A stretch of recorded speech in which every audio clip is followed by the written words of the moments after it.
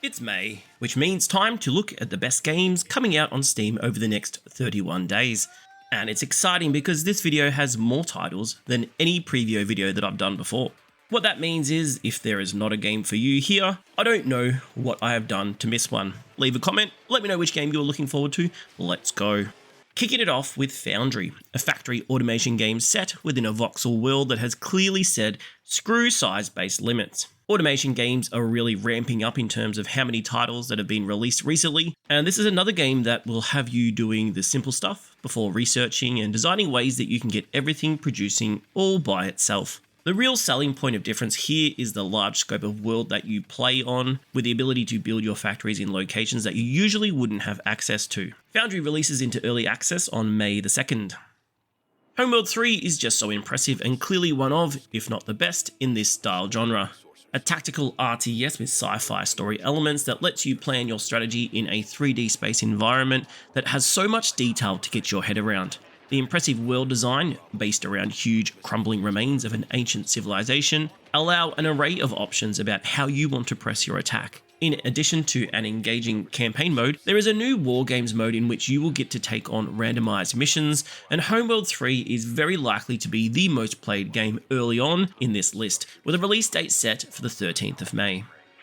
Little Kitty, Big City, and even though I'm not really a cat person, it's pretty clear that the cute and fluffy cat, as well as other pet market, is starting to hit the big time on Steam. This game actually has a whole lot of follows, and is an open world game in which you can explore and complete different quests set around the city at your own pace. There's a big cast of characters to meet, some human, a lot of animals, and there's definitely the option of getting up to a fair bit of mischief. Even though they have the same animal as the protagonist, probably the opposite style of game compared to Stray. Little Kitty Big City will be releasing on the 9th of May. You might say that Hooded Horse are kind of in control of the strategy game market at the moment when it comes to publishing games. Norland is their latest option following Manor Lords last month, and I played through the demo with this very curious political and strategy based builder. In Norland you will need to manage the daily events of your little town as it moves from being a small kingdom to hopefully something more promising. This game looks cute, but has some pretty violent undertones and combat options as you train up your nobles to build their traits and gain control of areas. Norland has had some comparisons made with the depth of management compared to RimWorld, and is set to release on the 16th of May. The Metroidvania games currently sit at the top of the list of my most reviewed genre with games so far this year, and here's another promising looking pixel art released. It's called Gestalt, Steam and Cinder, and mixes retro style graphics with crisp platforming set within a steampunk world. You play as Alethea and use your weapons and melee skills to make your way through grimy environments in the chase of frenzied mutants. The storyline here looks pretty cool and in-depth, and beyond that, this game looks to have all the classic features of a 2D Metroidvania game that you would want, with cool combinations and boss fight patterns to learn, all set within a game that stylistically looks very interesting. Gestalt, Steam and Cinder releases on the May the 21st.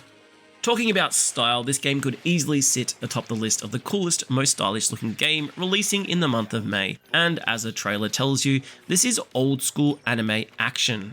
Mullet Majak is an arcade-style FPS game with some pretty intense visuals and music to experience. The unique mechanic of this game is that you need to defeat an enemy every 10 seconds to avoid dying, which explains the crazy amount of enemies and action taking place on the screen. Possibly the coolest boomer shooter project I've seen for quite some time, and one of my most anticipated games for sure. Mullet Majak is releasing on the 16th of May.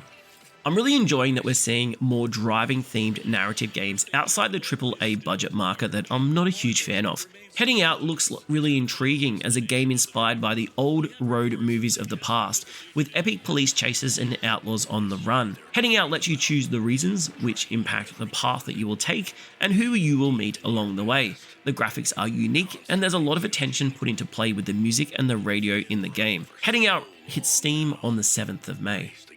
Man, I'm losing track of where we're at with the Prince of Persia series, but this title, The Rogue Prince of Persia, is a roguelike, hence the name I guess, and puts you at work against an invading army that are using some pretty dark shaman magic and other bad stuff. I'm curious about the choice to move this series into a roguelike. However, what we've seen in trailers is some pretty fun fighting and platforming mechanics, although nothing that really looks out of the ordinary in a 2D action platformer sense.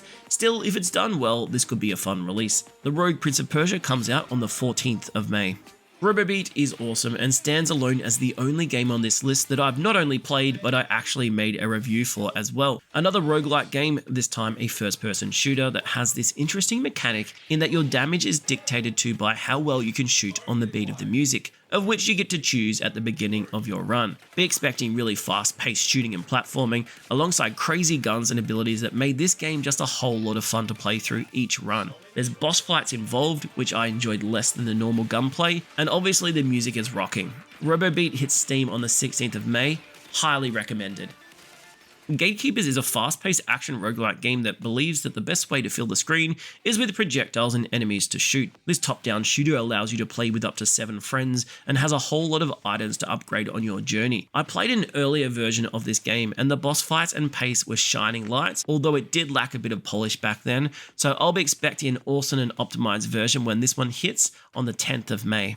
Synergy is one of the latest games to have a crack at that city building genre, and you have to say, in a crowded market, this does bring a visual style and cuteness that you might not find in these style of strategy games. Synergy takes place set within a post-apocalyptic environment, which means at first not everything is going to be thriving, and part of your success is going to be analysing different plans in the desert-style environment and creating a sustainable little community. Synergy has a lot of economy and resource management to delve into and promises to be a city builder that goes quite deep. It releases into early access on the 21st of May. Men of War 2 brings us once again back to the RTS genre, but this time in a totally different setting. World War II to be exact. This impressive game will allow you to experience some intense battles based on the Western and Eastern fronts in a project that includes both a solo campaign and access to online co-op and multiplayer modes. There's been a lot of work done here to make Men of War 2 look realistic, and the developers have a clear attention to detail that will make any war historian game enthusiast very keen to get their hands on this title when it releases on May the 15th.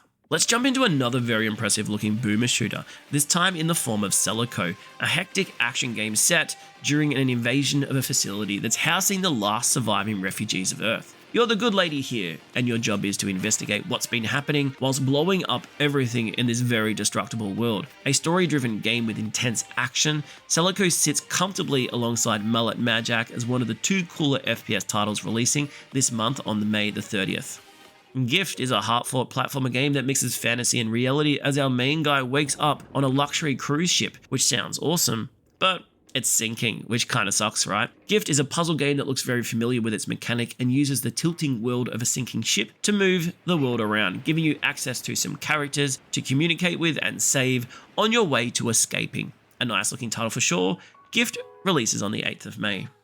Animal Well is a Metroidvania game that sits on the weird and interesting side. A non-linear title with hidden content to explore, this pixel art world is full of creatures, some friendly, some not so, all spectacular looking, and puzzles to keep you busy. Animal Well not only looks and sounds beautiful, but is a game that has a whole lot of feeling and emotion designed into the way you play through. Animal Well releases on the 9th of May. As we get towards the end of this video, it's time for me to share my weird game of the month. Cryptmaster is a bizarre adventure game in which you will need to use text or voice commands to make your way through this dungeon. It's definitely got a cool artistic design to it and some quirky mechanics, including rap battles to play through. Cryptmaster might be the hidden gem, releasing on the 9th of May. That's it, video over, longest one yet. If you're still here, that's a sign to subscribe and like. Until next time.